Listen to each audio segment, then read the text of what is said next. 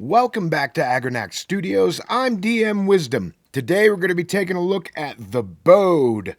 I am a dice goblin. Along with that, I love supporting real creators, and Towerhouse Creative is one of my favorite. When you give money to a company like this, you are not feeding a corporation, you are helping someone buy groceries, put away for their retirement, or send their kids to dance classes or music lessons, and I love that. They sell on Etsy, and just like Agranak Studios don't boast major success. We are trying though, which is why I wanted to talk about their new die called the Bode. It is a D4 that Q Workshop calls the modern D4. These are great because your result is on top of the die, so whatever is facing up, and not down the side of, well, like a regular D4. Easy to read and ready to go. What comes in the package is what you see here. A one-page pamphlet set in the world of the lead investigator, Harold S. Trent of Team Towerhouse.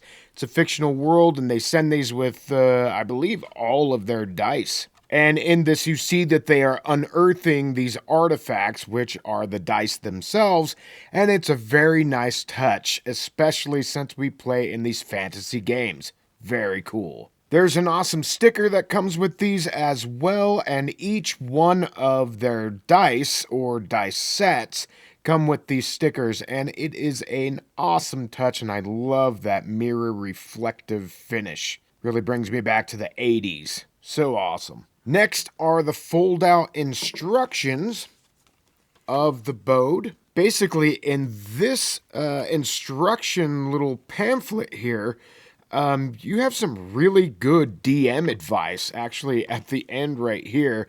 Mindset tips and techniques, which we may hit on here in a little bit. And then, obviously, the D4. Now you can see that when it rolled, it actually ended up on one of the sides. And this is a problem that I've found with the Q Workshop D4s as well, which is why I kind of prefer the Jolly Rancher style. These never fail. I've never once seen them land on the tip because they have that angle up there. I do prefer these D4s to these modern D4s. If it lands there, it's not a big deal for you to just kick it over and get your result. But that doesn't happen too often, as you can see. Now I'm kicking myself in the foot.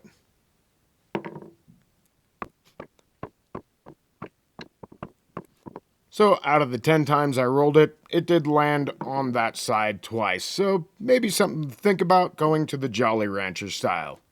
But I digress. So what do you do with this bad boy? Each face represents a fundamental adventure element. The different sides are trap, trick, tale, and treasure. Use it to shake things up, to inform a random encounter that you just rolled. Is there a trap, trick, tale, or treasure? I do a lot of improv and on-the-fly gaming, so a die like this is very much welcome at my table. So in reading the instructions here, how to use, when to roll, for inspiration, details during prep or play, or when players enter a new area, act unexpectedly, yeah, that never happens, or investigate objects or features. Roll the Bode D4, note the result. This reveals the core element. Then choose a path. Path A, use the tables, and there are tables in here. We'll roll on each one once so that you get an idea. Or path B, which is to interpret it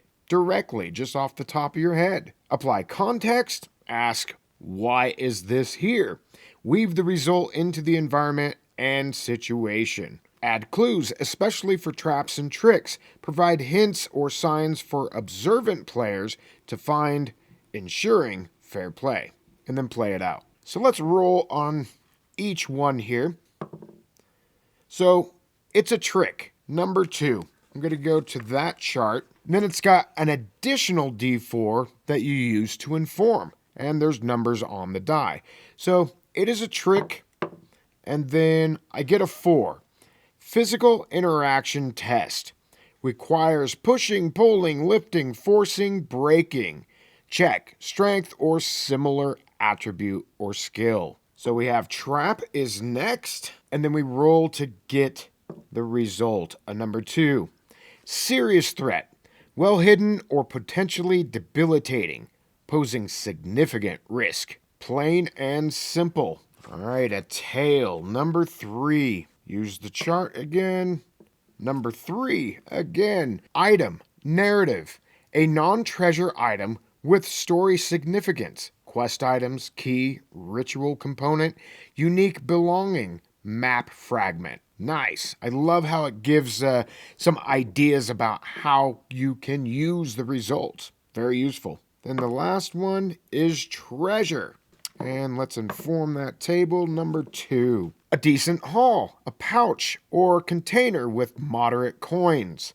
Example, 1d6 times 10 silver pieces or gold pieces, or a common useful item. Basic potion, simple scroll, standard tool. So there's 4 results that you can get, obviously, on a d4, and it goes up in significance. So a number 1 would be a minor find, 2, decent haul, 3, notable cash, or 4, special items. And a bonus table here for the door state. Let's roll on this. 2, it's locked. The door requires a key, lockpicking, or significant force, likely creating noise. What I love about this pamphlet is this area right here, the mindset tips and techniques. Trust your judgment and improvise. Use variety. Describe vividly. Weave in clues, essential clues, how to clue. Keep excitement high. Layering results, optional. Hard tricks, triggers and disarming. Failure equals complications. This is like index card RPG, the Game Master tips section, like rolled up into a bite-sized, just lovable snack right here for game masters to keep in mind. Now, I'm not sure if this comes with a PDF of this, but man, that would be cool to be able to print this out and stick them on your Game Master screen. Maybe something to do in the future, or obviously you could photocopy this and stick these on your Game Master screen or type them out, etc. I'm definitely going to be doing that because I think I'm going to really like using this beautiful Bode die. If you want to pick up your own The Bode D4, you can check out the link down in the dungeon. That will take you straight to the page. It's an Etsy shop, so make sure you check out their other products, such as the Fate die. I have a video on this, essential at my table every single session. The Newell dice,